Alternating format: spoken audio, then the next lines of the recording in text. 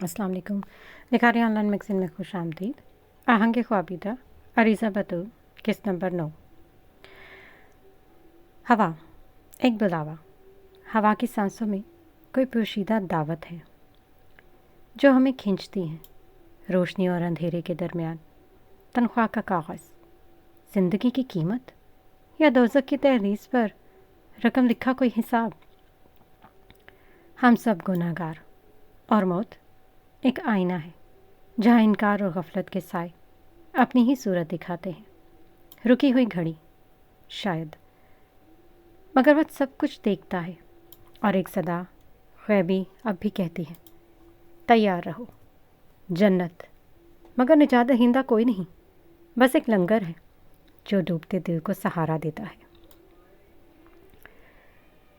سیاہ شیشوں کے پیچھے آنکھیں، ایک گریڈ بک، حساب عمل، ایک محبت نامہ، ادھوری خواہش، مچھر کے کاٹنے کا نشان اور ایک سایہ، سب ایک جیسی کہانیاں سناتے ہیں۔ کھانے کے ڈھنگ، ضروری حصے، محفوظ رکھنے کی فکر، صفائی کی سختی، اور پھر بھی ٹوٹا ہوا بلب، بجھا ہوا بلب، ایک ناخن کا ٹوٹنا، بالوں کا بکھر جانا، کھڑکیاں خوبصورت لباس میں، مگر یہ تمہاری نہیں، سب کچھ اسی کا ہے۔ تمہارا دل پیاز کی پرتوں کی طرح جو ایک ایک کر کے کسی کے سامنے کھلتا چلا جاتا ہے۔ تعمیر یا انہدام، روشنی یا اندھیرا، یہ روشن بلب اپنی زبان میں ہم سے یہی سوال کرتے ہیں۔ اپنے ذہن کا پہرا دو، کیونکہ کبھی کبھی کتے کے دم ہلانے میں بھی ہمیشہ فرما برداری نہیں، کبھی کوئی راز پوشیدہ ہوتا ہے، غلط نام و نشان، جھوٹی پہچانیں، اور تاریخ کبھی بدلی نہیں جا سکتی۔ صبح کا سورج اپنی پوری آب و تاب سے چمک رہا تھا، اپنی کرنیں بکھیرتا، ہر شے کو روشنی سے نہلاتا، کھڑکی سے کچھ گرنے اس کے کمرے میں بکھیر رہا تھا۔ سورج کی روشنی ذرا سا پردہ ہٹنے کی وجہ سے اس کی نیند میں خلل پیدا کرتی اسے اٹھنے پر مجبور کر رہی تھی۔ کس نے ہٹایا یار یہ پردے؟ بڑی مشکل سے اس نے چھوٹی چھوٹی آنکھیں کھولتے آس پاس دیکھنے کی کوشش کی، کیونکہ اس کی تو عادت تھی، وہ رات کو ہی پردے ڈال کر سوتا تھا۔ اٹھ جائیں بھائی، موم 10 سے 15 بار اٹھا کر جا چکی ہیں آپ کو، اب مجھے بھیجا ہے اور کہا ہے کہ اگر آپ جو نہ اٹھے تو بابا اٹھانے آئیں گے۔ مزے سے سیب کھاتے اس کے بیڈ پر دوسری طرف سے چڑھتے، دوسرے ہاتھ کی کوہنی کے بل اس کے برابر لیٹتی وہ اس کی نیند غارت کر چکی تھی۔ زیب، کتنی بار بولا ہے میرے سر پر بیٹھ کے یہ کچر کچر نہیں کیا کرو، اور جاؤ یار، آ رہا ہوں۔ سونے بھی نہیں دیتے۔ اس کا بستر پر کوہنی کی مدد سے رکھا ہاتھ جس کے سہارے سے وہ سر رکھے لیٹی تھی، اچانک سے کھینچتا اسے تنگ کرتا بستر سے اترا۔ اس کے اس طرح کرنے پر اس کا سر دھپ سے بستر سے لگا۔ اپنے چشمے کے پیچھے سے اسے گھورتی وہ چلائی، بھائی آپ صبر کریں، میں بابا کو ہی بھیجتی ہوں اور کہوں گی کہ نہیں اٹھ رہے، بلکہ کہہ رہے ہیں جاؤ، جسے بلانا ہے بلا لو، نہیں اٹھوں گا، رکیں آپ ذرا۔ اسے منہ چڑھاتے اپنی پلاننگ بتاتے باہر کی طرف قدم بڑھائے، پر اس سے پہلے کہ وہ باہر جاتی غازی اسے پکڑتا واپس کھینچ گیا۔ اچھا تو اب میری بلی مجھ کو ہی میں آؤں؟ کیا کہنا بابا سے، ذرا پھر سے کہنا، اس کے گدگدی کرتے اس سے پوچھا۔ وہ جانتا تھا گدگدی سے اس کی جان جاتی ہے۔ اب آئے گا ان پہاڑ کے نیچے، بہت اچھل رہی ہے میری پیاری سی بلی، ابھی سیدھا کرتا ہوں میرا بچہ، رکو ذرا، یہ کہتا اس کی گدگدی کرتا وہ ہنس ہنس کے لوٹ پوٹ ہو رہی تھی۔ نہیں بھائی چھوڑے، اچھا نہیں بولوں گی پکا، میں بس مذاق کر رہی تھی۔ زیب نے فوراً سے ہار مانی۔ اوہ، گدگدی کہاں برداشت تھی؟ ارے میری بہنا، اتنی جلدی ہار مان لی؟ شرارتی نگاہوں سے اسے دیکھتے انگلیاں گھماتے کہا۔ نہیں بھائی پلیز، اب نہیں، ویسے تیار ہو جائیں ورنہ کہیں گے کہ میری وجہ سے لیٹ ہو گئے، آپ کی باس کی کالز آ رہی تھی کافی دیر سے۔ مسکراتی نگاہوں سے اسے دیکھتے صبح سے بجتے فون کی طرف اس کی توجہ دلائیں۔ او نو، کیا وقت ہو رہا ہے؟ یہ کہتے دیوار گیر گھڑی کی طرف نظر ڈالی۔ اوہ، یہ کیا 10 بج رہے ہیں؟ یار تم نے اٹھایا کیوں نہیں؟ سے میں بہت لیٹ ہو چکا ہوں۔ اب موم سے کہہ دو میں ناشتہ آفس میں ہی کر لوں گا پلیز۔ یہ کہتا کپڑے نکالتے کبرڈ کی جانب بڑھا، مگر پھر اس کی نظر باہر رکھے اس کے سوٹ پر گئی تو اس نے زیب کو دیکھا۔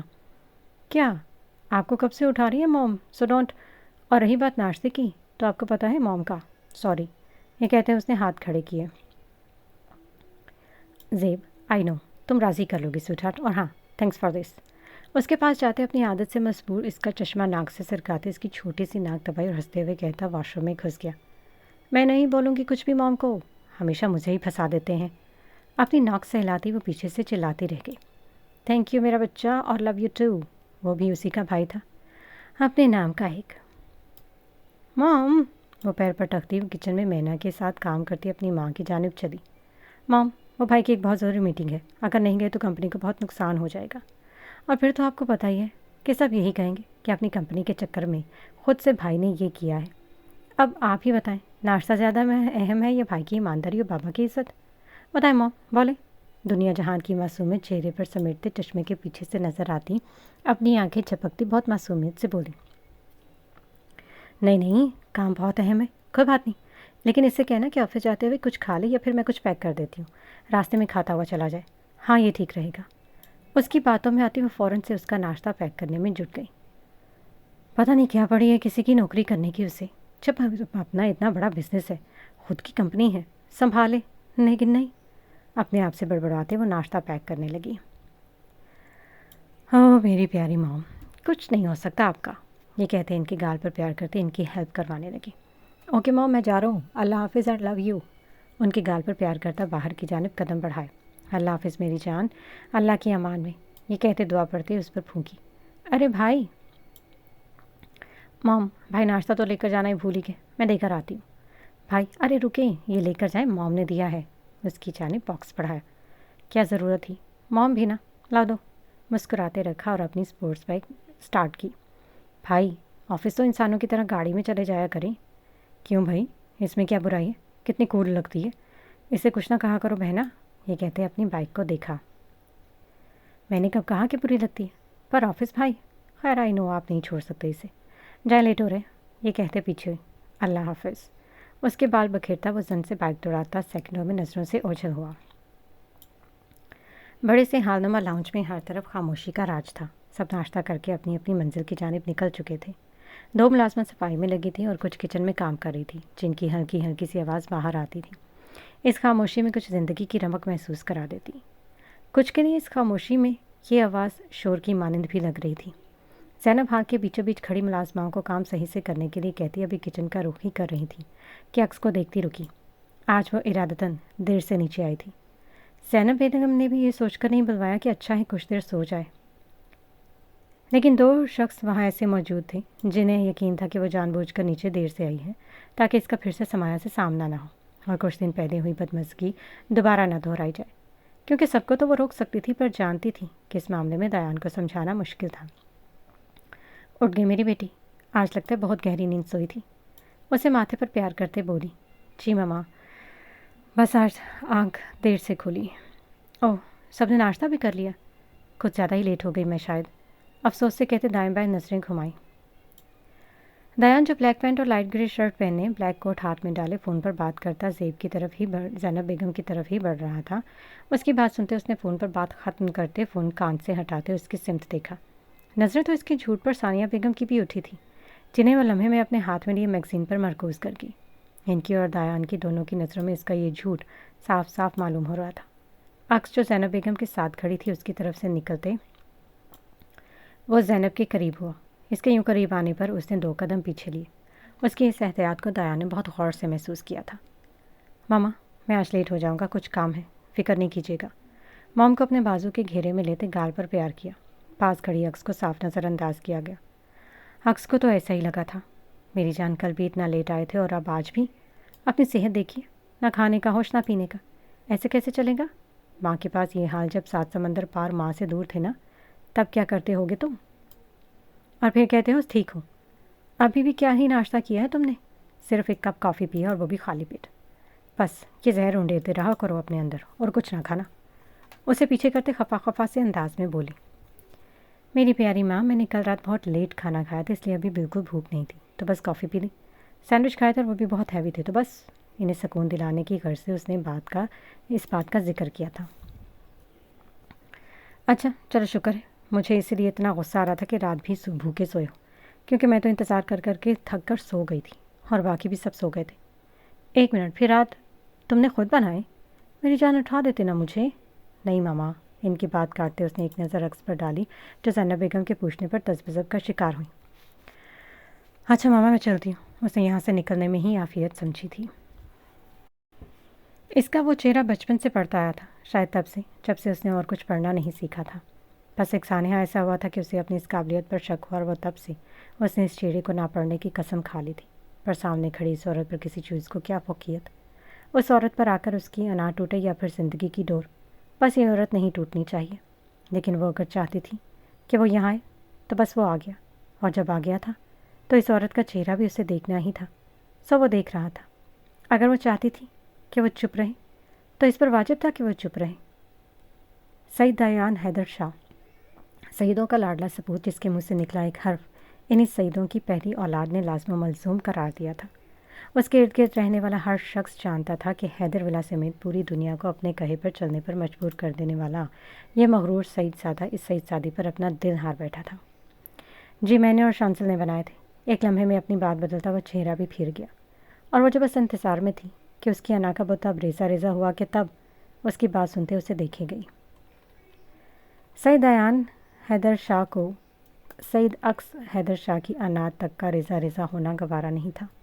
وہ اس عورت کی انا کے بت کو بھی سیج سیج کر سنبھال کر رکھنا چاہتا تھا۔ باقی باتوں پر تو پھر سوال ہی نہیں بنتا۔ وہ کب زینب بیگم سے بات کرتا دروازے سے باہر نکلا اسے پتہ ہی نہیں چلا۔ اکس اکس، زینب بیگم نے قریب آتے اس کے کندھے پر ہاتھ رکھتے ہلا۔ جی جی ماما، کہاں گم ہو بچے؟ نہیں کچھ نہیں ماما، بس چلوں گی، پھر لیٹ ہو گئی ہوں۔ آپ ذرا اینا نین کو باہر بھیج دیں، یہ کہتی قدم دروازے کی سمت بڑھائی۔ اوکے بچے، یہ کہتے ہیرا کی جانب مڑی۔ ہیرا جا پہلے ان دونوں کو بلا لو، اکس گاڑی میں بیٹھ چکی ہے، پھر ہی ان کی تیاریاں ختم ہوئیں گی۔ اور تم ادھر آؤ، یہ گھڑی کل سے خراب پڑی اور میں کل سے اب تک جتنی بار کہہ چکی ہوں کہ شاہو کو کہہ کر یہ ٹھیک کرواؤ، لیکن ایک بار بھی بات سن کر تم کو ایسا ہو ہی نہیں سکتا۔ اکس کے جاتے ان کی نظر ہار میں لگی ایک گھڑی پر پڑی، وہ بڑی سی ونٹیج گھڑی پر پڑی جس کی سوئیاں بے حرکت ایک طرف کو جھول رہی تھی۔ نہیں بڑی بیگم، وہ بس میں تو اسے شاہو کو کہا تھا پر وہ نہ جی اپنی ہی کرتا ہے، ابھی کافی سے ہوں اسے، اور ابھی ٹھیک کرواتی ہوں۔ ملازمہ نے ان کی طرف دیکھتے صفائی والا برش نیچے زمین پر پھینکا۔ رہنے دو، تم یہ کام کر لو، میں خود بول دیتی ہوں۔ وہ اسے کہتے باورچی خانے کی طرف چل دی۔ زیب تم مجھے بس فائل تیار کر کے میل کر دو، آج آفس جانے آنے کی ضرورت نہیں ہے، میں بھی نہیں آؤں گی، کچھ دوسرے کام ہیں۔ اور فون پر بات کرتے اس کا دھیان بھٹکا تھا جس کی وجہ سے اس کا پاؤں مڑا، اور ابھی وہ زمین بوس ہوتی کہ کسی نے اس کی کلائی پکڑتے سہارا دیتے گرنے سے روکا۔ دھیان کدھر رہتا ہے، دیکھ کر چلیں۔ اسے سیدھا کرتے ہاتھ چھوڑتا پیچھے ہوا۔ تم سے مدد مانگی ہے میں نے، گرنے دیتے؟ میں نے تو نہیں کہا تھا مجھے سہارا دو، مدد کرو۔ اس کے چہرے کے تیور دیکھتے ہو رہا ہے۔ چاہے زبان کی ضرورت ہے نا، وہاں کیوں چپ رہتی ہیں؟ وہاں بولنے سے زیادہ چھپنا بہتر لگتا ہے آپ کو۔ سرمئی پل میں گہری ہوتی آنکھیں اس کی سی آنکھوں میں گاڑتے چپتے ہوئے انداز میں اس کے نیچے نہ آنے پر طنز کیا۔ تم سے مطلب؟ تمہیں تو مدد کے لیے نہیں کہا نا، جہاں جب جی چاہے گا بولوں گی، اور جو کرنا ہوگا کر لوں گی۔ مجھے کم سے کم تم سے یہ بات سمجھنے کی ضرورت نہیں ہے، اور ہاں آج کی مدد کے لیے شکریہ، باقی یہ احسان رہا، جب موقع ملے گا اتار دوں گی۔ اکس حیدر نہ تو سہاروں کی عادی ہیں اور نہ ہی کبھی ہوگی، اور نہ ہی اسے سہاروں کی ضرورت ہے۔ تنفر سے کہتی وہ ایک قدم اس سے دور لے گئی، پر سیاہ چمکتی کالی آنکھیں ہنوز اس کی گہری سرمئی آنکھوں پر ہی تھیں۔ جو خود کا سہارا ہو اس کا سہارا نہیں بنا جا سکتا، بس اس سہارے کا خیال رکھا جاتا ہے، تحفظ دیا جاتا ہے تاکہ آپ کھڑے رہ سکیں۔ اپنے آپ کو گرتا کون دیکھنا چاہتا ہے؟ اپنے سہاروں کی حفاظت تو سبھی کرتے ہیں نا۔ اس کے تنفر سے دیے گئے جواب پر ایک پھیکی سی ہنسی ہنستا وہ ایک قدم اس کی جانب بڑھایا۔ پل میں گہری ہوتی سرمئی آنکھوں میں جانے کیا ارتکاز تھا کہ وہ اپنی نظریں لمحے بھر میں پھیر گئی۔ اس کی یہ حرکت مقابل نے بہت غور سے نوٹ کی تھی، اور شکر کیا تھا کہ اس کی صدا پر کہ وہ جانتا تھا کہ وہ کس قدر مشکل سے اس کی چمکتی آنکھوں کو نظر انداز کر رہا۔ اور پھر آپ تو جانتی ہیں کہ میں تو صرف اپنی ہی سوچتا ہوں، تو لہٰذا خیال کیا کیجیے اس معاملے میں، کیونکہ میں اپنے سہاروں کے تحفظ کے لیے کسی کی شہرت تک پہنچنے میں ذرا دیر نہیں ہچکچاؤں گا۔ تو ان نگاہوں سے اسے دیکھتے تنبیہ کرتے اپنے گلاسز پہنتا اس کی سائڈ سے نکلتا چلا گیا۔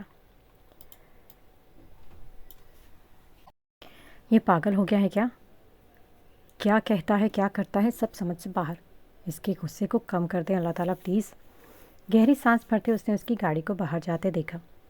बाबा जान, आप इस तरह से अपनी तबीयत और ख़राब कर लेंगे। वक्त पर दवाई क्यों नहीं लेते हैं? स्टाफ फिर शिकायत लगा रहा था।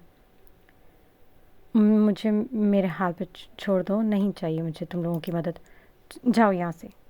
अपनी इस बेबसी पर उनकी आंखें से एक आंसू का कतरा फर्श पर गिरकर बेमोल हुआ। बाबा जान, कैसी बातें कर रहे हैं आप?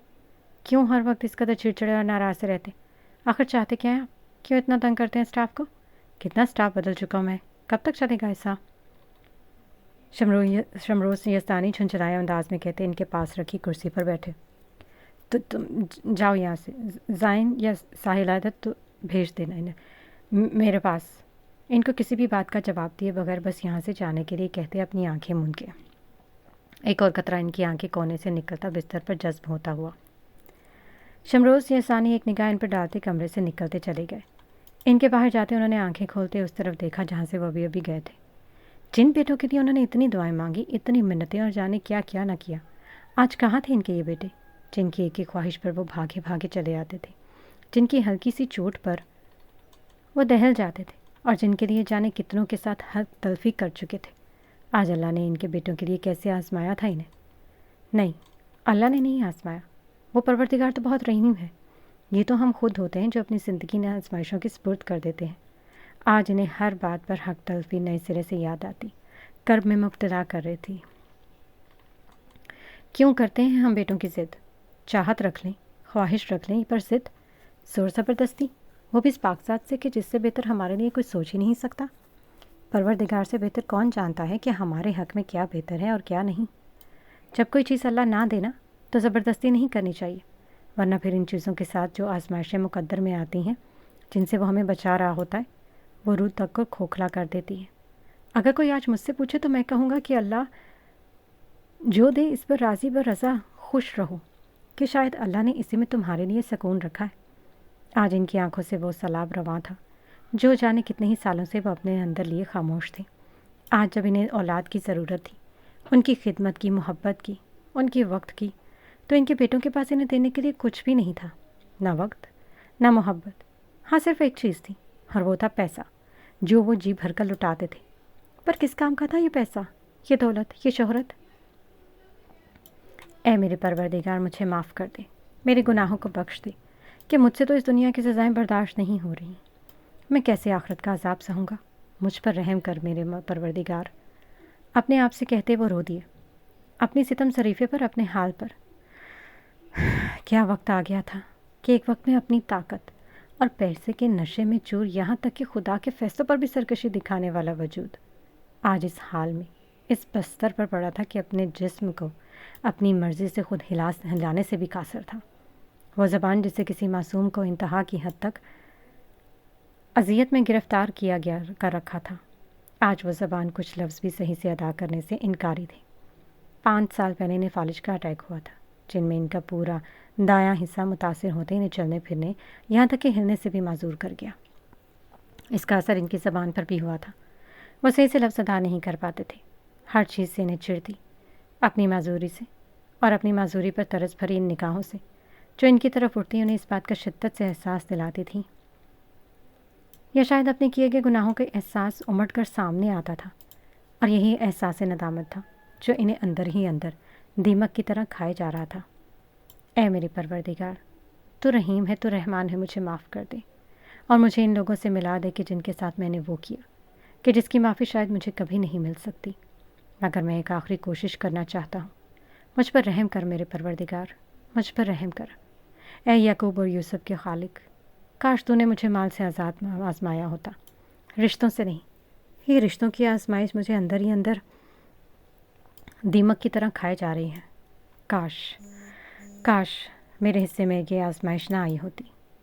मेरे बस में हो तो मैं चीख चीख कर कहूँ कि देखो, अपने लिए दुआ ना करो, पर ये दुआ गिड़गिड़ा कर करो अपने रब से कि वो कभी तुम्हें रिश्तों से ना आजमाए।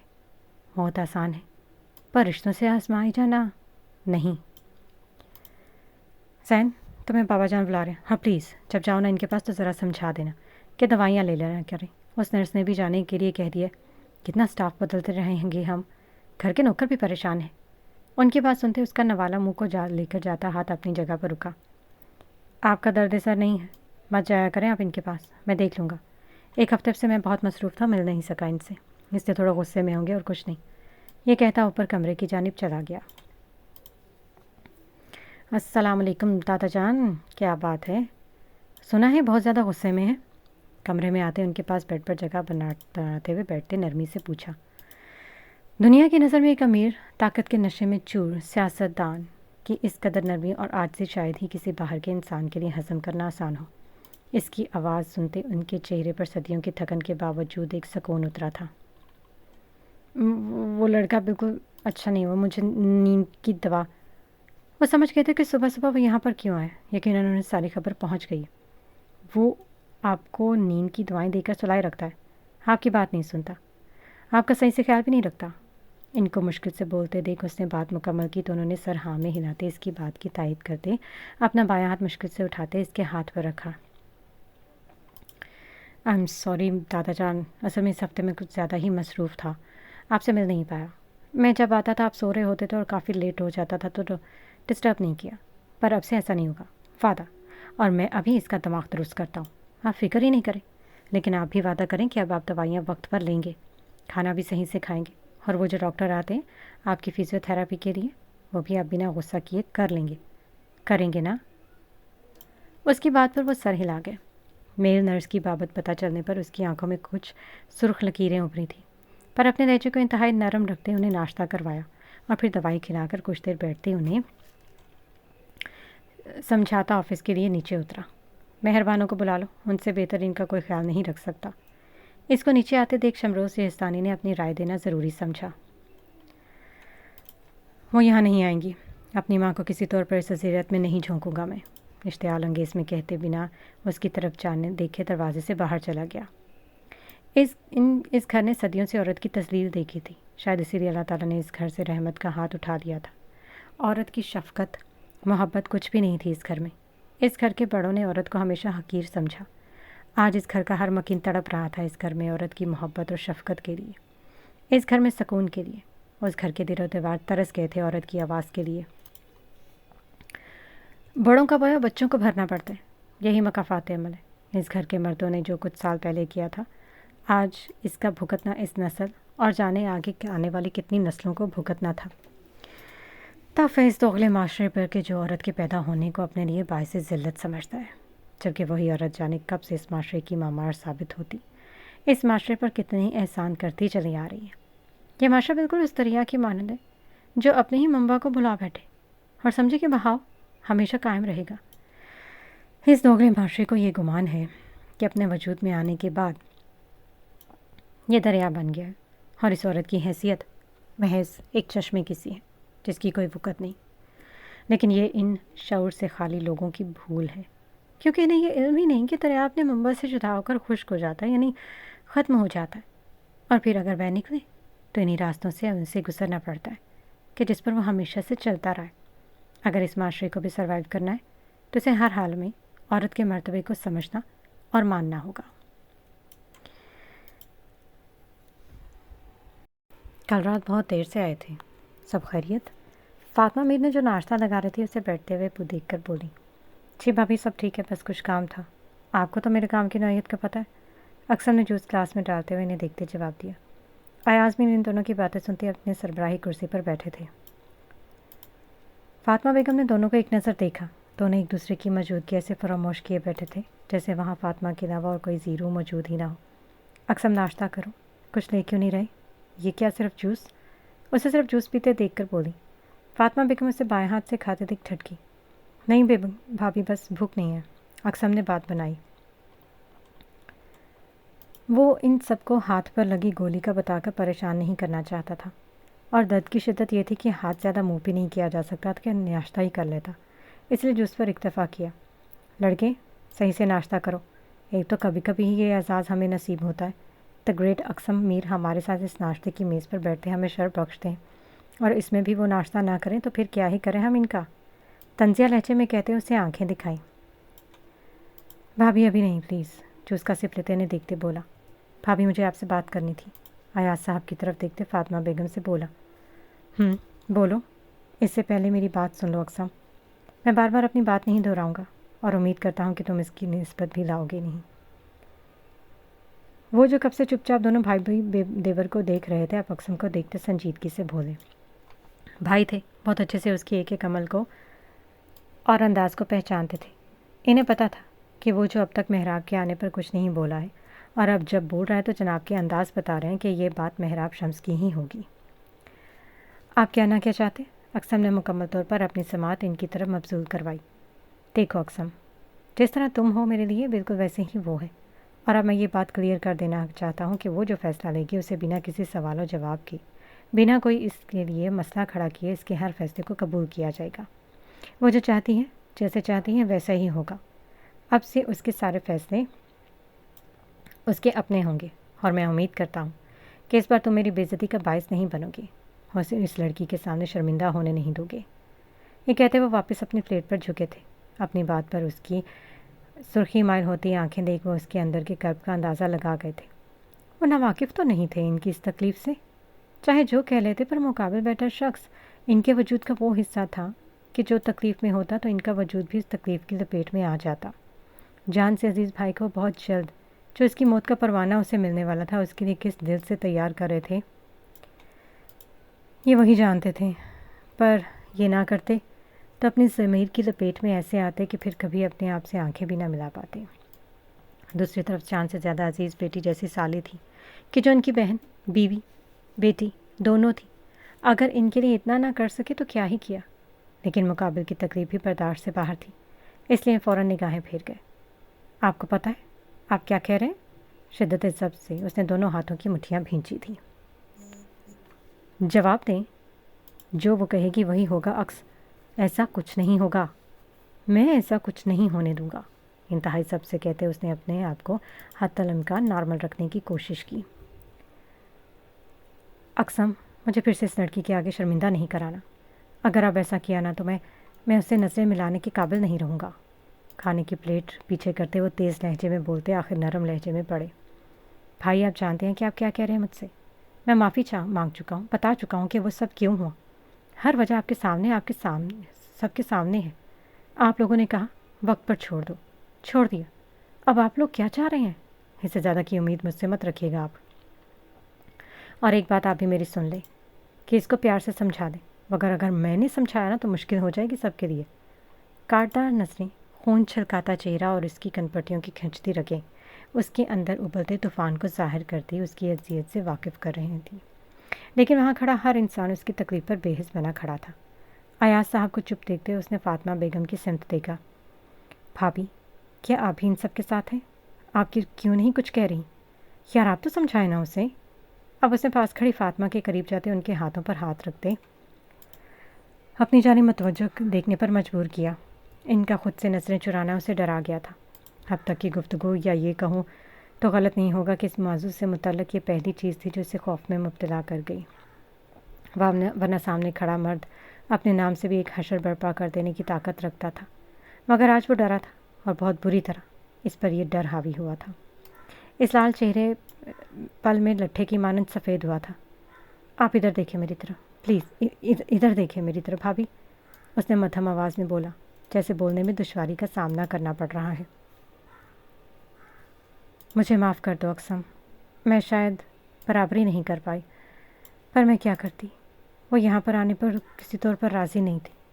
وہ اسی شرط پر آئی ہے کہ وہ جو کہے گی اسے بنا کسی بحث کے ماننا ہوگا۔ میں اسے ایسے نہیں دیکھ سکتی۔ آئی ایم سوری، یہ کہتے وہ پھوٹ پھوٹ کر وہیں بیٹھی کرسی پر رو پڑی۔ اس نے ایک گہری سانس فضا میں خارج کرتے اپنے اندر ہر کورے ریتے اس طرح کو پرسکون کرنا چاہا۔ آنکھیں انتہائی سرخ ہوتی جا رہی تھی، پر وہ اقسم میر تھا، اپنے جذبات پر مہارت رکھنے والا۔ اقسم، مجھے معاف کر دو، میں تمہاری بہن نہیں بن پائی، مجھ پر اس کی محبت غالب آ چکی ہے شاید۔ وہ روتے ہوئے بولی، آپ معافی کیوں مانگ رہی ہیں؟ آپ کی غلطی نہیں ہے اس میں، وہ ہے ہی ایسی، یہی کرتی ہے وہ سب کے ساتھ، سب پر اپنی محبت غالب کرتی ہے، اپنے بس میں کر لیتی ہے۔ یہ ہنر ہے اور وہ اس میں مہارت رکھتی ہے، لیکن بھابھی مجھ سے ایسی کوئی امید مت رکھیے گا۔ وہ ہے اس قابل کہ اس کے لیے کچھ بھی چھوڑ دیا جائے، یہاں تک کہ اقسم میر کو بھی، پر اقسم میر اس سے دستبردار نہیں ہو سکتا۔ چاہے کچھ بھی ہو جائے، غلطی کی ہے، سزا کا حقدار ہوں، گناہ نہیں کہ یہ عذاب مجھے سنا دیا جائے۔ ایک لمحہ لگا تھا اسے اپنے آپ کو نارمل کرنے میں، پر اپنا ٹوٹا ہوا وجود لے کے وہ پھر اٹھ کھڑا ہوا تھا۔ وہ ایک جان باز فوجی اور ایجنٹ تھا جنہیں ہر مسئلے میں شدید زخمی حالت میں تکلیف کے ساتھ بھی چٹان کی طرح کھڑا ہونا سکھایا جاتا ہے۔ سو وہ کھڑا تھا، اگرچہ دل کی تکلیف کا کوئی مقابلہ نہیں تھا، جسم کے زخموں پر پھر بھی وہ کھڑا ہو گیا تھا۔ ہونا پڑے گا تمہیں دست بردار اس سے، اور ویسے بھی رشتہ ہی کیا ہے ایسا تمہارا اس سے؟ 2 سیکنڈ لگیں گے، 2 سیکنڈ، میری برداشت کو مت آزماؤ۔ اب کیا ایاز صاحب انتہائی خواہش سے اسے گرجتے دیکھتے گرجے تھے۔ آپ مت آزمائیں میری برداشت، ورنہ مزید تباہی پھیلے گی، اور کچھ نہیں ہوگا، صرف تباہی۔ اور یہ کہتے انتہائی تیش کے عالم میں بنا سوچے سمجھے اپنا زخمی دایاں ہاتھ زور سے دیوار پر مارتے اپنے آپ کو کچھ سخت کہنے سے روکا۔ چاچو! اور کب سے ان دونوں کو ایسے دیکھتے گھبرائی ہوئی زیب نے جب اقسم کے دائیں بازو سے بھل بھل خون آتا دیکھا تو چلاتی ہوئی اقسم کی جانب آئی۔ چاچو یہ کیا ہو رہا ہے؟ ادھر بیٹھے، دکھائیں مجھے۔ موم یہ دیکھیں، یہ اقسم کا وہی ہاتھ تھامے روتے ہوئے اسے دیکھتی پھر فاطمہ بیگم کو دیکھتا۔ اقسم یہ کیا؟ ادھر بیٹھو، دکھاؤ مجھے۔ فاطمہ بیگم بھی اس کا ہاتھ دیکھتی تڑپ اٹھی تھی۔ اپنے بچوں کی طرح جسے پالا ہو اس کے درد پر ایک ماں کی طرح ہی تڑپ جاتی ہے عورت۔ زیب مجھے فرسٹ ایڈ لا کر دو۔ اور آپ کھڑے کیا دیکھ رہے ہیں؟ چاہے ڈاکٹر کو کال کریں، زیب سے کہتی پھر ایاز صاحب سے بولی۔ دل کی تکلیف اس سے زیادہ اذیت دے رہی، اور افسوس کہ اس رستہ خون تو آپ لوگوں کو دکھ بھی نہیں رہا۔ ہنستے ہوئے درد کی انتہا پر پہنچا ہوا تھا وہ شخص۔ فاطمہ بیگم اس کی بات سنتی خالی خالی نظروں سے اسے دیکھے گئی۔ یا اللہ، یا تو اس کا دل پھیر دے، یا اس کے دل کو ذرا نرم کر دے، مجھے اس امتحان میں مت ڈال میرے رب۔ خالی خالی نظروں سے اس کے ہاتھ سے خون صاف کرتے ان کے دل نے یہ دعا کی تھی۔ رہنے دے بھابھی، یہ کچھ نہیں، ٹھیک ہوں میں۔ ہاتھ کھینچنا چاہا، اب کا ماحول پورے کا پورا تبدیل ہو چکا تھا پہلے سے۔ چپ ہو جاؤ اقسم، چپ ہو جاؤ، اور آپ کال کریں، اپنے آنسوں پر بند باندھتی وہ بہت مشکل سے بولی تھی۔ ایاز صاحب جو پریشانی سے اس کی طرف قدم بڑھائے تھے کچھ سوچتے واپس اپنی جگہ روکے اور ڈاکٹر کو کال ملائی۔ میں نے بینڈیج کی دی ہے، کوئی ہڈی پر نہیں لگی پر کافی حد تک گوشت کو چیرتی ہوئی گزری ہے، جس کی وجہ سے زخم کافی گہرا ہے اور تھوڑا وقت لگے گا اسے ٹھیک ہونے میں۔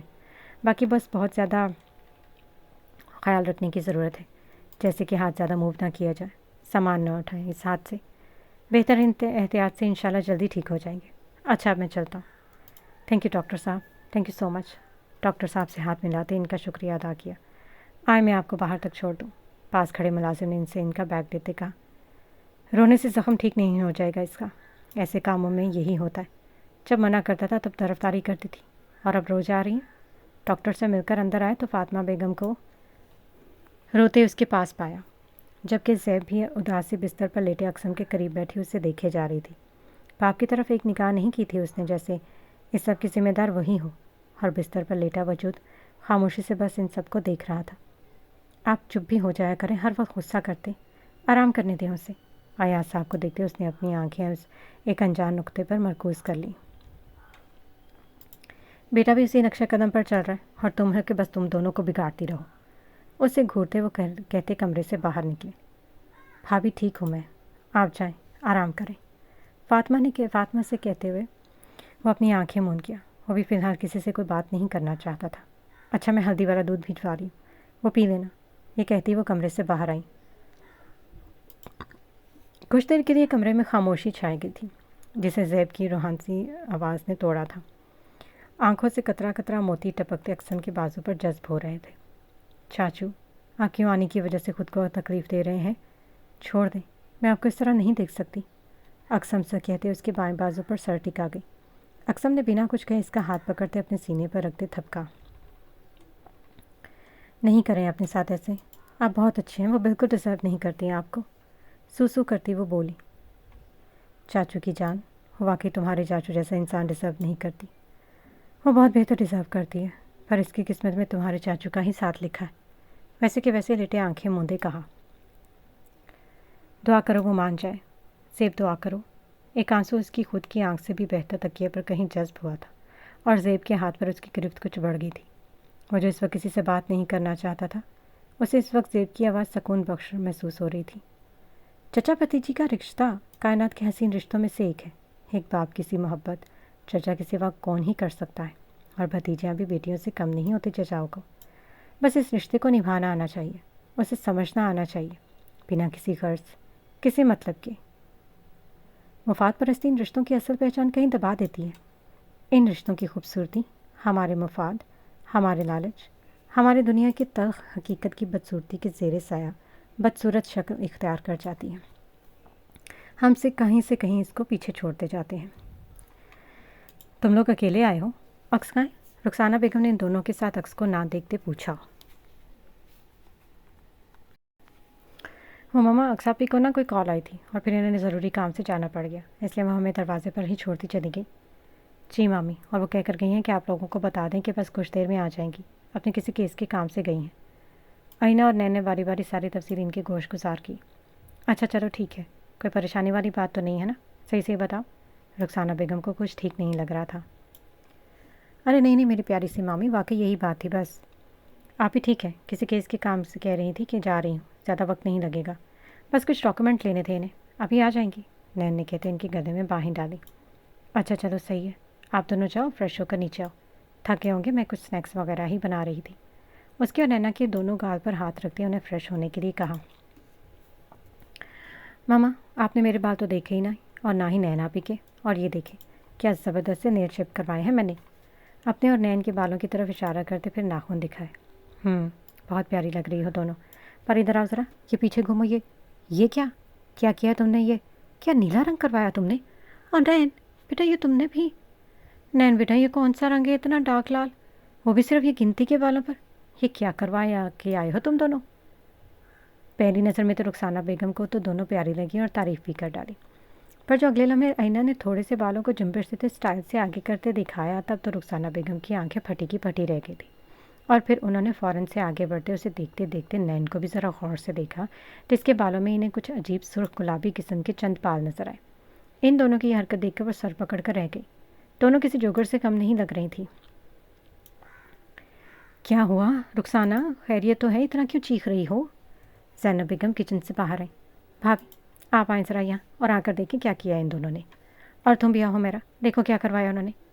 تم ادھر آؤ لڑکی، تم تو پٹو گی آج مجھ سے، آئینہ کو ہاتھ سے آگے لاتی بولی۔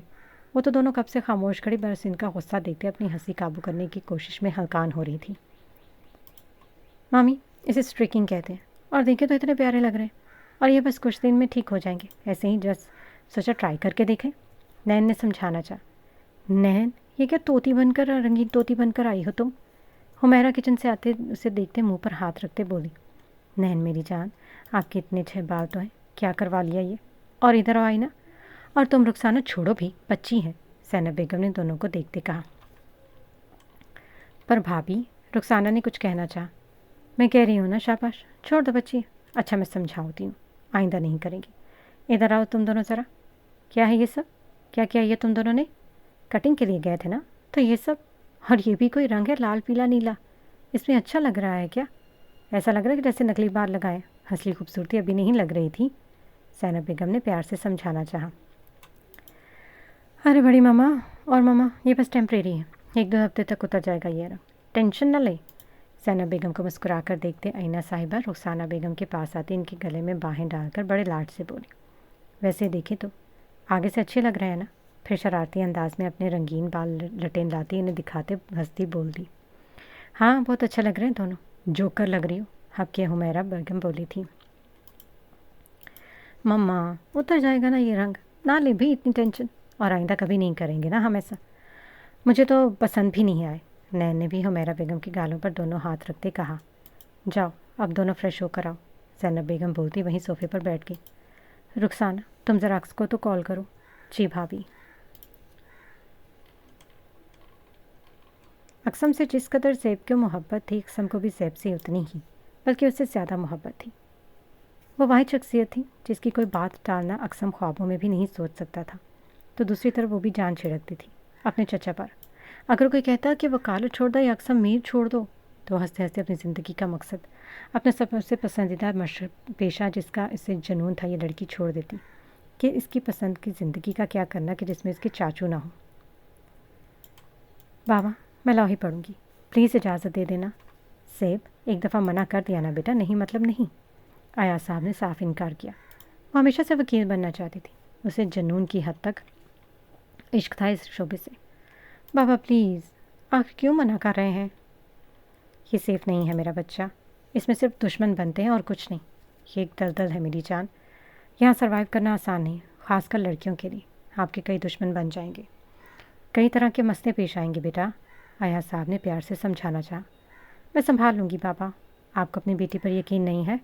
प्लीज़ बाबा, ये मेरा ख्वाब है, प्लीज़। मुझे भी प्रोसिक्यूटर अक्स की तरह बनना है, वो तो आपको बहुत काबिल लगती हैं, मुँह बसूरते हुए कहा। बेटा, वो बहुत बाहिम्मत और काबिल लड़की है, आप भी बन जाओ। पर फिर भी मेरी जान, मैं ये हिम्मत नहीं जानता पा रहा हूँ। मैं बर्दाश्त नहीं कर रहा पर मेरी जान कि आप पर एक खरोच भी है। मैं बिल्कुल बर्दाश्त नहीं कर सकता। और आप, इनको समझ नहीं आ रहा था कि अब वो क्या बोले। वाकई उसने मिसाल तो ऐसी दी है, सामने रखी थी, जो इनको लाजवाब कर गई थी। किस में इतना दन है कि अक्समीर की भतीजी पर आंख उठाकर भी देखे? खरोच तो दूर की बात है, दे दें इजाज़त। ज़रूरत है इस मुल्क को इंसाफ दिलाने वालों की। और डरे नहीं है, आपकी बेटी होने के साथ साथ मेरी भतीजी भी है, तो बहादुरी और ये जुनून तो अब इसके खून में शामिल है। कुछ नहीं होगा, सब देख संभाल लेगी। मेरी भतीजी है आखिर, और वो जब वक्त आएगा तो इसकी आपकी काबिल प्रोसिक्यूटर के साथ काम करेगी। फिक्र न करें, मुस्कुराकर कहते सैफ को देखते आंख दबाई। मतलब क्या है तुम्हारा? मेरी भतीजी है, हाँ? उसकी नकल उतारते जलते हुए कहा। अक्सम ने कंधे उचकाते आईब्रो उठाई, जैसे कहना चाह रहा हूँ कि आप अक्लमंद हैं, और अक्लमंद को इशारा काफ़ी होता है। कहना क्या चाहता है कि इसकी भतीजी है तो नहीं डर सकती, बहादुर है, वरना। इसके कहते मुँह ही मुँह में बोले कि जो कि अक्सम और ज़ैद दोनों ही सुन चुके थे। ठीक है, दी इजाज़त, पर ख्याल रखना मेरा बच्चा। उसके माथे पर प्यार करते कहते अक्सम को घूरते वहाँ से चले गए। थैंक यू चाचू, अक्सम के गले लगते कहती वो खुशी से सरसार हुई थी। बैठे बैठे माजी की याद उसके चेहरे पर मुस्कान ले आई। माजी की यादों से बाहर आते उसने एक नज़र अब अक्सम पर डाली और फिर कमरे में आती मैना पर, जो शायद हल्दी वाला दूध लाई थी। कौन हो तुम लोग? कहाँ लेकर जा रहे हो मुझे? छोड़ो मुझे, वो बुरी तरह चिल्लाती, अपने हाथ पांव इधर से उधर मारती, अपने आप को इन लोगों से छुड़वाने की हर मुमकिन कोशिश कर रही थी। इन हट्टे कट्टे आदमियों से अपने आप को छुड़वाने में हर बार नाकाम होती चली जा रही थी। खामोशी से बैठ जा, वरना वो हाल करेंगे कि ज़िंदगी भर याद रखेगी, एक ने उसके चलते हाथों को रस्सी से बांधते गुस्से से कहा। जिस जीप में उसे बिठाया था वो मुसलसल किसी रास्ते पर चलती हुई महसूस हो रही थी। उसकी आंखों पर बंधे कपड़े की वजह से वो रास्ता न देख पाई, और ना ही लोगों के चेहरे। हाँ, लेकिन एक दो की शक्लें वो आंखों पर कपड़ा बंधने से पहले देख चुकी थी। कौन हो आखिर? क्यों पकड़ा है मुझे? एक बार फिर थकानज़दा आवाज़ में बोली। हम जो भी हैं बहुत जल्द पता चल जाएगा, अभी खामोशी से बैठ, एक आदमी इसको पीछे धकेलते हुए बोला। मत करो, देखो मत करो, बहुत बुरा अंजाम होगा, छोड़ो मुझे। एक और कोशिश की गई। साली, रस्सी जल गई पर बल नहीं गए, अभी भी धमकी दे रही है। जल्दी लेकर आओ इसे, आज उसे बताऊंगा कि इसका क्या अंजाम होगा। यही ज़बान है इसकी जिसकी वजह से आज ये इस हाल तक पहुंची है। दूसरी तरफ मोबाइल फ़ोन पर कोई मौजूद था जो इसके ये जुमले सुनता नफरत से फनकारा। थोड़ी देर में उसने जीप को रुकते हुए महसूस किया। जीप एक सुनसान खंडर इलाके में रुकी थी। आसपास ना कोई आदम था ना आदमजाद। हर तरफ फैली दिल को खौफजदा करती खामोशी में तेज़ हवाओं की सनसनाहट उसे किसी बड़े ख़तरे का अलार्म देने लगी थी। सोची समझी साजिश थी। उसकी आंखों पर काली पट्टी थी, ना उसने रास्ता देखा था और ना लोगों के चेहरे। इसका दिल बैठता जा रहा था, पर मजाल है जो चेहरे पर आश्कार हो जाता। छोड़ो मुझे, कहीं नहीं जाऊंगी, छोड़ो। अपने बदतरीन अंजाम को क्यों दावत दे रहे हो? छोड़ो, मैं कहीं नहीं जाऊंगी। छोड़ो, अपने बदतरीन अंजाम को क्यों दावत दे रहे हो? अब हाथ नहीं लगाना मुझे। अपने बंधे हाथों को हिलाते उसने जाने अनजाने में अपने आप को पकड़े एक आदमी के मुंह पर नाखून मारते नोच डाला था। इस वक्त वो सिर्फ अपने आप को इसके चुंगल से निकालने का सोचती पागल हो रही थी। साली, तो समझती क्या है अपने आप को? ये कहते उस आदमी ने पूरी ताकत से उसे धक्का देते पीछे धकेला। धक्का इस शिद्दत का था कि वो लम्हे में ज़मीन बोस होती पास पड़े पत्थर से टकराई। उसका सर बुरी तरह पत्थर से लगा था और खून पेशानी से निकलता उसके चेहरे पर बहता चला गया। चल उठ, अभी तेरी ये बोलती ज़बान ही तो बंद करनी है। बहुत चलती है ना ज़बान कोर्ट में। पीछे सर की जानिब से इसका स्कार्फ के नीचे इसके बालों को मुट्ठी में लेते उसे उठाया और घसीटता हुआ अंदर ले जाने लगा। नहीं, छोड़ दो, छोड़ दो। चीखते चिल्लाते इसकी आहिस्ता होती आवाज़ उसे लग रहा था कि शायद अब वो गनूदगी में जा रही है। उसकी नींद बंद होती आंखें और लबों पर बिखरे टूटे फूटे लफ्ज़ यही जाहिर कर रहे थे। बाहर हर तरफ दूर दूर तक फैली झाड़ियाँ थीं, टूटी हुई कच्ची पक्की सड़क। बस कुछ कुछ फासले पर एक तरह की कुछ इमारतें नजर आ रही थी जिनकी खस्ता हाली उनकी बोसीदा हालत की कहानी सुनाती किसी को भी झुरझुरी लेने पर मजबूर कर सकती थी। बाहर से ये घर नहीं, कोई वहशतज़दा कब्रिस्तान लग रहा था, जहाँ किसी परिंदे के होने का गुमान करना भी इंसानी अकल के लिए मुहाल था। तंग राहदारी से उसे घसीटते अंदर ले जाते एक बसीदा खाली छोटे से कमरे में फेंकने के से अंदाज में धक्का देते बंद किया था, और इतनी ज़ोर से फेंका गया था कि जिससे दर्द की एक शदीद लहर इसके पूरे वजूद में सरायत करती, उसे बेहोशी में भी बिलबिलाने पर मजबूर कर गई थी। इसे बंद कर दो और बॉस को इतला दे दो कि पहुंचा दिया इसे यहाँ। मकरू हंसते हंसते वो कमरे से बाहर निकला। कमरे में हर तरफ फैली तारीकी, और इसमें सिर्फ कोने में रखी एक मेज़ और 2 कुर्सियाँ किसी टॉर्चर सेल का मंजर पेश कर रहे थे। एक छोटी सी मोखले जैसी खिड़की बहुत ऊंचाई पर बनी अंधेरे में डूबी उसकी किस्मत पर बहरी बनी खड़ी थी। गंदी दीवारें और वहाँ आती अजीब सी बदबू उसकी नाक के नथनों में जाती उसे हवास में लाने में कामयाब ठहरी थी। बाबा, होंठों पर खुश्क ज़बान फेरते उसके लबों से एक ही लफ्ज़ निकला था। बासु अंदर कमरे में, जब आई तो बेहोश हो गई थी, पर अब तक तो होश में आ चुकी होगी। आधा घंटा गुजरा था जब एक बड़ी सी गाड़ी इस खंडरनुमा बंगले के आगे आती रुकी, और 2 बाश किस्म के लड़के उसमें से निकलते अंदर की जाने बढ़े थे। दरवाज़ा खोलो, इनमें से एक ने आगे बढ़ते हकारत से कहा। दोनों के हाथों में सुलगती सिगरेट की राख नीचे गिरती जा रही थी। कौन है? वो जो अभी होश में आए थे दरवाजे की आवाज़ पर पूरी तरह से होशो आवाज़ में आते संभल कर उठते सीधी होकर बैठी। अरे, ये क्या किया तुम लोगों ने? क्या हाल कर दिया इनका? जानते भी हो ये कौन है? हाँ, जा पानी लाओ। और अब ठीक तो है मिस अक्सैदर शाह? या यूँ कहो तो ज़्यादा सूट करेगा कि ठीक तो है मिस प्रोसिक्यूटर साहिबा? कमीनगी से हंसते कमरे में इधर से उधर घूमता एक लहजे में सामने बैठी लड़की को बालों से पकड़ते उठाते करीब करते तंज़िया अंदाज में कहते, ज़ोर से ज़मीन पर फेंकता वो कोई पागल लग रहा था। इस तरह यूँ दोबारा फेंके जाने पर उसकी चीख निकली थी जिसका वो बड़ी महारत से गला घोंट चुकी थी। वो कभी उसे वो सुकून नहीं देना चाहती थी जिसके लिए उसने ये सब कुछ किया था, लेकिन दर्द की शिद्दत में इजाफा हुआ था और इसका हाथ गैर इरादी तौर पर पेट पर आया। अक्स को इसका अंदाज़ अपना मजाक उड़ाता हुआ महसूस हुआ, पर उसकी हालत में भी उसकी छठी हिस्सों से इस आवाज़ पर ठटकने पर मजबूर किया। आवाज़ को जानी पहचानी थी, कहीं सुनी थी उसने ये आवाज़, पर कहाँ? फ़ौरन उसने अपने दिमाग पर जोर डाला। कौन हो तुम मुझे कैसे जानते हो? अक्स ने अपनी नकाहतज़दा आवाज़ में एक हाथ मजबूती से अपने पेट पर रखे उससे इस्तफसार किया। इन गुंडों से छुड़वाने की कोशिश में वो धक्का लगना और फिर यूँ ज़मीन पर पूरी ताकत से फेंके जाने की वजह से उसके पेट में दर्द की एक शदीद लहर दौड़ गई, और अभी भी वो इसी दर्द से दोहरी हो जा रही थी, पर यह बात वो इन पर जाहिर नहीं करना चाहती थी, इसलिए पेट को मुसलसल दबाए रखे अपने हाथ को पहलू में गिरा गई। काले कपड़ों के पीछे कैद इसकी काली गहरी आंखें दर्द से सुकड़ती चली गई थी। अरे प्रोसिक्यूटर साहिबा, पहचानी नहीं आप? आपकी तो छठी हिस्स बहुत आगे का पता कर लेती है। फिर आज क्या हुआ प्रोसिक्यूटर साहिबा? उसे अभी आवाज़ बहुत करीब से आती हुई महसूस हुई। कौन हो तुम? एक बार फिर कोशिश की थी उसने के मुकाबले कुछ बोले। एक आला हाई कोर्ट की वकील एक मामूली से आदमी के चुंगल में कैद, घबराई हुई, रोती भी लगती, पर हाँ मज़ा नहीं आया। जुमला नहीं पूरा हो रहा, या थोड़ा सा ज़रा रो, सिसको, बिलबिलाओ, तड़पो। शाबाश, ताकि बहुत अच्छे से लुत्फ़अंदोज़ हो सकूँ मैं। बहुत शौक़ है ना कोर्ट में अपनी ये ज़बान चलाने का? बहुत शौक़ है ना इंसानियत का प्रचार करने का? बहुत गम खाया जाता है ना तुम्हें दूसरे का? आखिर में वो इसकी कोहनी को झटका देते झंझोड़ता चीखा। दर्द के बावजूद इसके चेहरे पर इस हाल में भी खौफ की एक शिकन तक नहीं आई थी। उसकी आवाज़ सुनते कुछ आवाज़ें उसके जहन में गर्दिश करने लगी थी। अदालत, जज साहब की आवाज़, टाइपिंग की आवाज़ें, मजमे की खामोशी, तालियों की आवाज़ें।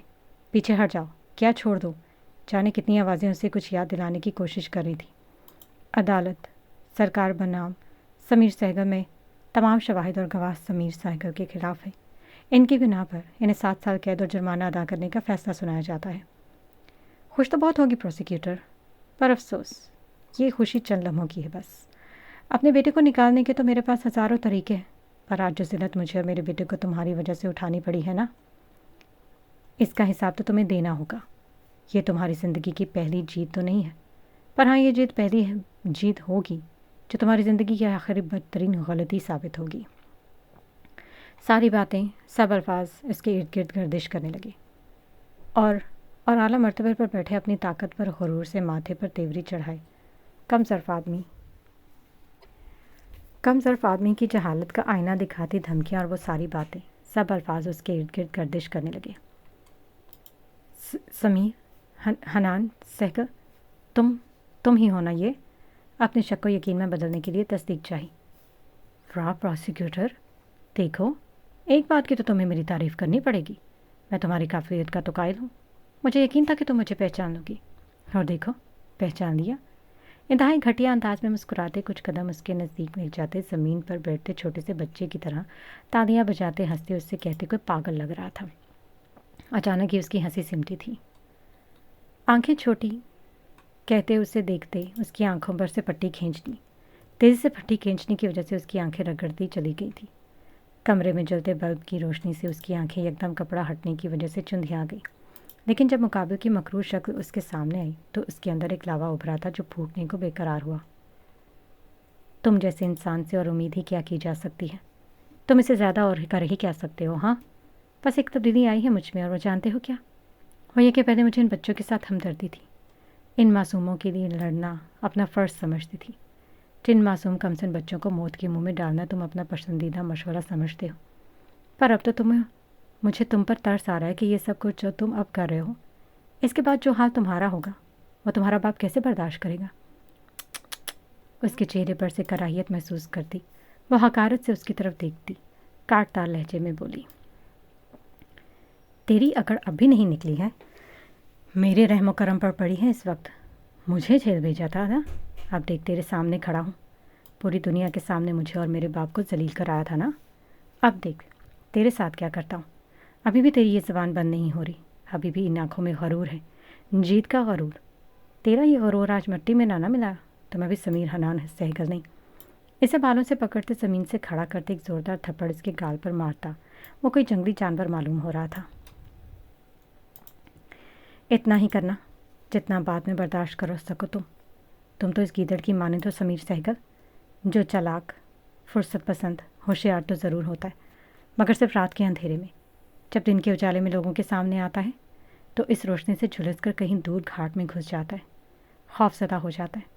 تم اسی کی طرح موقع پرست ہو کہ جو اندھیرے میں رات کی تنہائی میں سب سے چھپ کر پیچھے وار کرتا ہے، لیکن جب یہ اندھیرا ختم ہوگا اور دن کا اجالا تمہیں بلوں میں گھس کر تمہیں باہر کھینچ لائے گا، تب کیا ہوگا سوچا ہے؟ تھپڑ لگنے سے اس کے پھٹے ہونٹ سے خون رستا اس کی ٹھوڑی تک آیا تھا، لیکن اس کے باوجود اس کی آنکھوں میں رتی برابر بھی خوف نہیں آ رہا تھا، اور یہ بات مقابل کو پاگل کیے دے رہی تھی۔ بہت جلد تجھے پتہ دیر چل جائے گا کہ میں کیا ہوں۔ پچھتائے گی تو وہ اپنی ان باتوں کے لیے پچھتائے گی۔ تیرا یہ غرور ریزہ ریزہ کر دوں گا، ان آنکھوں کو کسی کے سامنے اٹھنے کے لائق نہیں چھوڑوں گا۔ تب پتہ چلے گا تجھے کہ طرز کی حالت میں ہوں یا تو۔ اس کے بالوں کو ایک جھٹکا دیتے خونخوار لہجے میں بولتے بالوں کو ایسے کھینچا تھا کہ مقابل لڑکی کو لگا جیسے بال جڑوں سمیت جھنجھوڑنے والے کے ہاتھ میں آ گئے ہوں۔ کوشش کے باوجود وہ اپنے منہ سے قرار نکلنے سے روک نہیں پائی۔ اس قدر تکلیف کے باوجود وہ اس کی باتوں پر دل جلا دینے والی ہنسی ضرور ہنسی تھی۔ اس کی ہنسی واقعی مقابل کو جلا کر رکھ گئی تھی، جس کا ثبوت اس کے نازک گال پر پڑنے والے مقابل کا دوسرا شدت کا تھپڑ تھا۔ بس کر، باہر چل۔ اس کے دوست نے آگے بڑھ کر اسے عکس کو چھڑوایا اور اسے لیتے باہر نکلا۔ کیا کر رہا ہے؟ جان سے مارے گا کیا؟ دل تو میرا یہی چاہ رہا ہے۔ دیکھ، جو بات ہوئی تھی وہ کر اور ختم کر سک۔ لے پانی پی اور ریلیکس کر۔ اس کے کندھے پر ہاتھ رکھ کے اسے نارمل کرنا چاہا۔ اس عورت کو چھوڑوں گا نہیں، بہت بے عزتی ہوئی ہے میری اس کی وجہ سے۔ اب جب ہی وہ ڈرگز جس کی وجہ سے اس نے مجھے اور میرے باپ کو بھری عدالت میں ذلیل کرایا، جب وہ اس کے خون میں سرایت کرے گا اور اس کی ڈرگز لیتی ویڈیوز منظر عام پر آئیں گی، تب دیکھوں گا میں کہ دنیا کو یہ انصاف کی دیوی کیا جواب دے گی۔ اس کی ذات کو خود اس کے لیے ایک سوالیہ نشان بنا دوں گا، پھر دیکھوں گا کہ کیسے اپنی یہ آنکھیں اٹھا کر چلتی ہے۔ اس بار اس نے بہت غلط بندے سے پنگا لے لیا، کہا تھا پیچھے ہٹ جا، لیکن یہ دو کوڑی کی وکیل، یہ کہتے سامنے گلاس دیوار پر دے مارا۔ اس کی آنکھوں میں بدلے کی آنکھ انگارے کی طرح دہک رہی تھی، جو شاید اسے خود بھی جلا کر بھسم کر دینے والی تھی۔ پوچھ، کہاں مر گئے یہ سب؟ انتظام نہیں ہوا اب تک؟ تو چل، تو چل میں دیکھتا ہوں۔ اس کے کندھے پر ہاتھ سے دباؤ ڈالتے وہ باہر نکلا۔